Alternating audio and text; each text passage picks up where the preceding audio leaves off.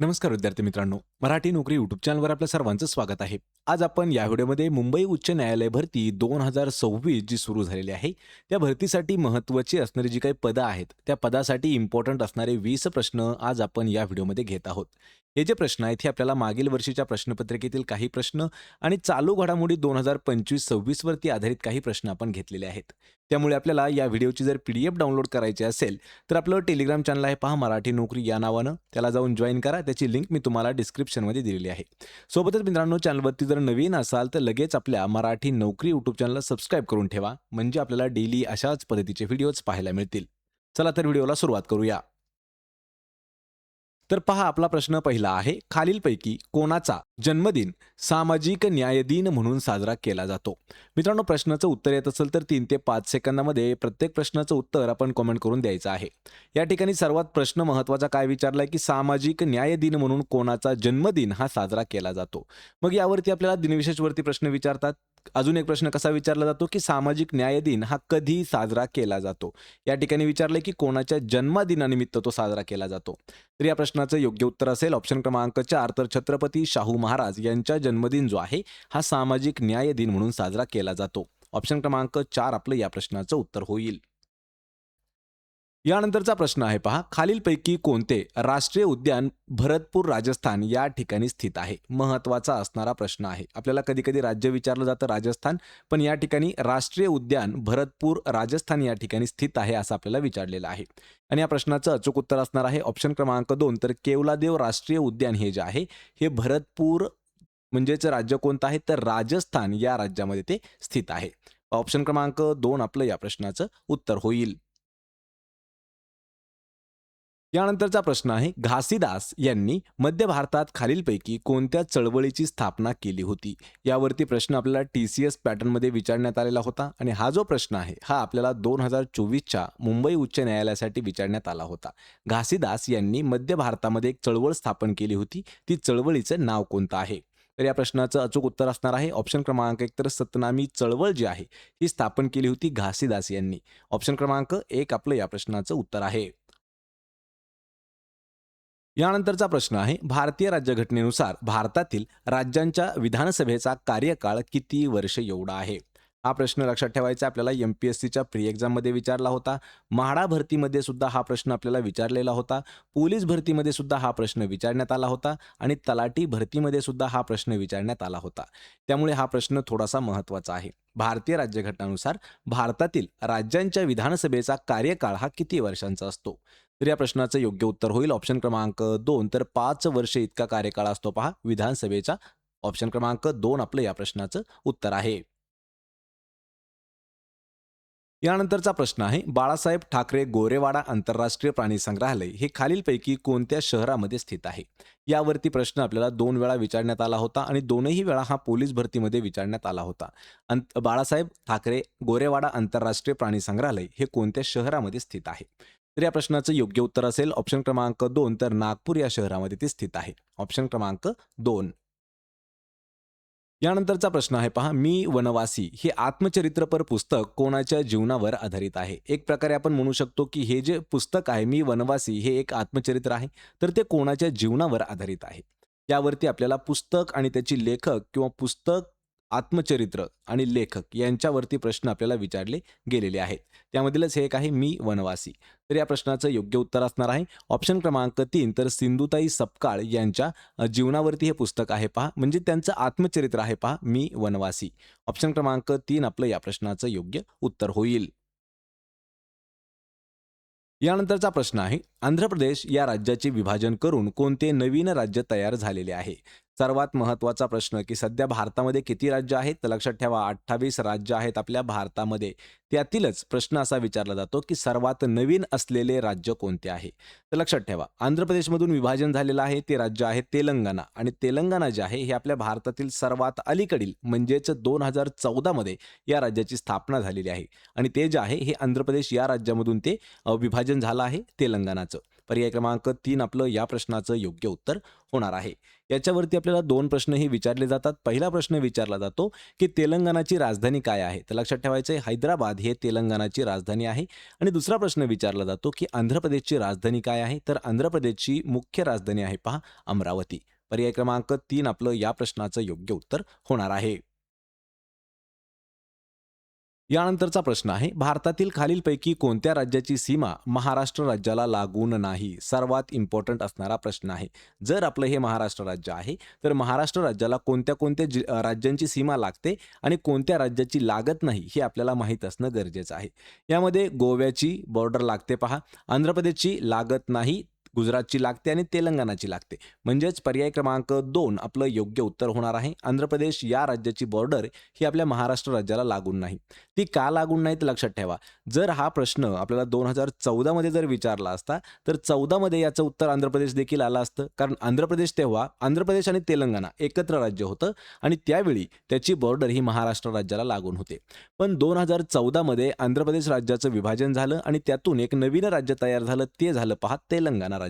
आणि त्यानंतर जे आंध्र प्रदेश आहे हे थोडंसं बाजूला गेलं. म्हणजे यामध्ये गोव्याची बॉर्डर आपल्या महाराष्ट्राला लागते, गुजरातची लागते आणि तेलंगणाची लागते, पण आंध्र प्रदेश राज्याची लागत नाही. पर्याय क्रमांक 2 उत्तर होईल. यानंतरचा प्रश्न आहे, महाराष्ट्राचे 7वे राज्य निवडणूक आयुक्त म्हणून कोणाची नियुक्ती करण्यात आलेली आहे? सर्वात महत्त्वाचा आणि इम्पॉर्टंट असणारा प्रश्न आहे, लक्षात ठेवा. महाराष्ट्र राज्याचे 7वे राज्य निवडणूक आयुक्त म्हणून कोणाची नियुक्ती करण्यात आली आहे?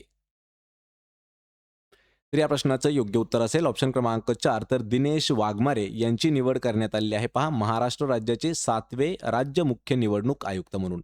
पर्याय क्रमांक 4 आपलं या प्रश्नाचं उत्तर होईल. हा जो प्रश्न आहे हा करंट अफेअर्स 2025-26 वरती इम्पॉर्टंट असणारा प्रश्न आहे. यानंतरचा प्रश्न आहे पहा संसदीय शासन पद्धती कोणत्या ठिकाणी विकसित झालेली आहे? हा प्रश्न आतापर्यंत आपल्याला 2 वेळा विचारण्यात आला होता. एक वेळा आपल्याला हा विचारण्यात आलेला आहे MIDC भरतीसाठी आणि दुसऱ्या वेळेस हा प्रश्न आपल्याला तलाठी भरती 2023 साठी विचारण्यात आला होता. संसदीय शासन पद्धती कोणत्या ठिकाणी विकसित झालेली आहे? आणि या प्रश्नाचं योग्य उत्तर असेल ऑप्शन क्रमांक 1 तर इंग्लंड या ठिकाणी संसदीय शासन पद्धती विकसित झाली आहे. पर्याय 1 आपलं या प्रश्नाचं उत्तर आहे. यानंतरचा प्रश्न आहे पहा आशियातील सर्वात मोठी जंगल सफारी कोणत्या राज्यात विकसित केली जाणार आहे? सर्वात इम्पॉर्टंट असणारा प्रश्न आहे पहा आशियातील सर्वात मोठी जंगल सफारी ही जी आहे ही भारतातील हरियाणा या राज्यामध्ये उभारली जाणार आहे किंवा विकसित केली जाणार आहे. पर्याय क्रमांक 2 आपलं या प्रश्नाचं योग्य उत्तर होईल. यानंतरचा प्रश्न आहे लोकसभेच्या पहिल्या महिला सभापती म्हणून कोणाची नियुक्ती करण्यात आली होती? लोकसभेच्या पहिल्या महिला सभापती यावरच आपण एक व्हिडिओ बनवलेला आहे मित्रांनो. भारतातील पहिली महिला यांच्यावरती आपण एक व्हिडिओ घेतलेला आहे. त्यामध्ये प्रत्येक पदावर बसलेली पहिली महिला यांचा आपण एक व्हिडिओ बनवलेला आहे. या ठिकाणी या प्रश्नाचं योग्य उत्तर असणार आहे ऑप्शन क्रमांक 2 तर मीरा कुमारी ह्या ज्या आहेत ह्या लोकसभेच्या पहिल्या महिला सभापती म्हणून त्यांनी कामकाज पाहिलं होतं. ऑप्शन क्रमांक 2 आपलं या प्रश्नाचं उत्तर आहे. यानंतरचा प्रश्न आहे पहा URLचे पूर्ण रूप काय आहे? URL आपल्याला याचा फुल फॉर्म विचारलेला आहे. मित्रांनो असे प्रश्न आपल्याला खूप वेळा विचारण्यात येतात. लक्षात ठेवा URL. यू म्हणजे काय तर युनिफॉर्म. यानंतरचं काय आहे आर म्हणजे काय तर रिसोर्स युनिफॉर्म रिसोर्स आणि एल म्हणजे काय तर लोकेटर युनिफॉर्म रिसर्च लोकेटर म्हणजेच ऑप्शन क्रमांक 4 आपलं या प्रश्नाचं योग्य उत्तर होणार आहे. पर्याय क्रमांक 4. यानंतरचा प्रश्न आहे पहा आधुनिक मराठी कवितेचे जनक म्हणून खालीलपैकी कोणाची ओळख आहे? या ठिकाणी सरळ सरळ आपल्याला टोपण नाव दिलेलं आहे पहा. आपल्याला पूर्ण नाव कोणाचं आहे हे सांगायचं आहे. पण ऑप्शनमध्ये सुद्धा आपल्याला टोपण नावच दिलेलं आहे. आधुनिक मराठी कवितेचे जनक म्हणून केशवसूत यांना ओळखलं जातं. पर्याय क्रमांक 1 आपलं या प्रश्नाचं योग्य उत्तर होणार आहे. मग तुमच्यासाठी या ठिकाणी मी एक प्रश्न विचारतो की केशवसूत हे जे आहे केशवसूत कोणाला म्हणून ओळखलं जात होतं? म्हणजे केशवसूत यांचं पूर्ण नाव आपल्याला सांगायचं आहे. पर्याय क्रमांक 1 या ठिकाणी उत्तर होणार आहे. यानंतरचा प्रश्न आहे पहा भारतीय हरित क्रांतीचे जनक म्हणून खालीलपैकी कोणाला ओळखले जाते?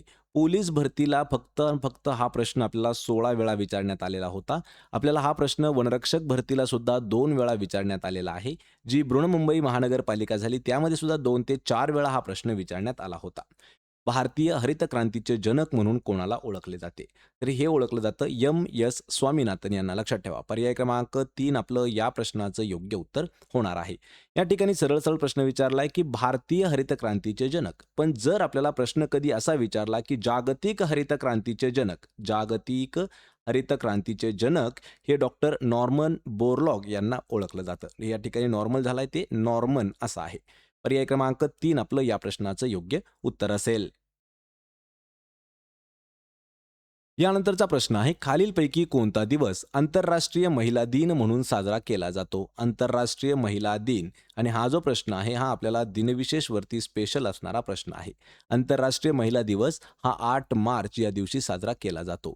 आणि जर आपल्याला जागतिक म्हणजेच आंतरराष्ट्रीय आणि राष्ट्रीय दिनविशेष यावरती जर पूर्ण व्हिडिओ पाहायचे असतील तर त्या दोन्ही व्हिडिओच्या लिंक्स मी तुम्हाला डिस्क्रिप्शनमध्ये दिलेल्या आहेत. त्या ठिकाणी जाऊन आपण हे व्हिडिओ पाहून घ्या.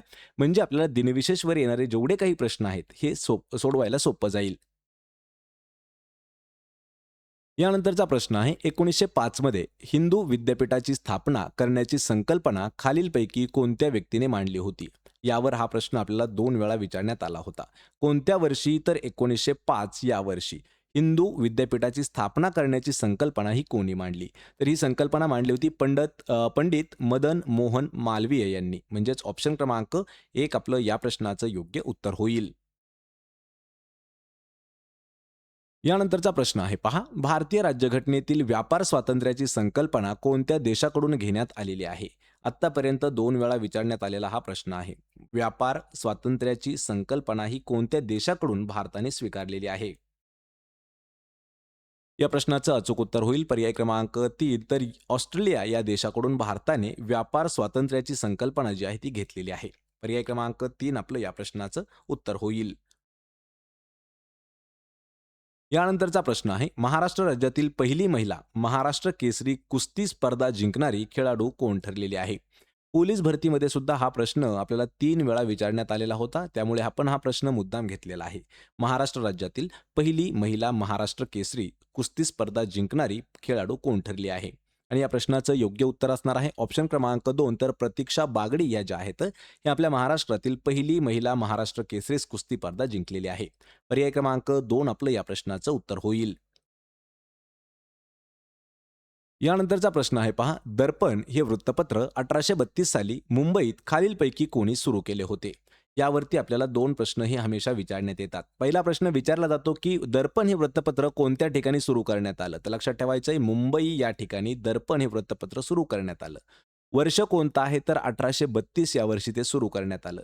आणि कोणामार्फत सुरू करण्यात आलं? तर हे करण्यात आलं होतं पहा बाळशास्त्री जांभेकर यांच्या मार्फत. पर्याय क्रमांक 3 आपलं या प्रश्नाचं अचूक उत्तर होणार आहे. तर मित्रांनो हे होते महत्त्वाचे आपले 20 प्रश्न. आपल्याला या 20 पैकी किती प्रश्नाची उत्तरं देता आली हे मला कमेंट करून नक्की सांगा. व्हिडिओ जर आवडला तर व्हिडिओला लाईक करा, मित्रांमध्ये व्हिडिओ शेअर करा आणि आपल्या मराठी नोकरी या यूट्यूब चॅनलला सबस्क्राईब करायला विसरू नका. आपण प्रत्येक व्हिडिओची PDF अगदी फ्रीमध्ये प्रोव्हाईड केलेली आहे आपल्या टेलिग्राम चॅनलवरती. त्याची लिंक मी तुम्हाला डिस्क्रिप्शनमध्ये दिलेली आहे. आपण भेटूया पुढच्या एका अशाच नवीन व्हिडिओमध्ये. तोपर्यंत जय हिंद, जय महाराष्ट्र.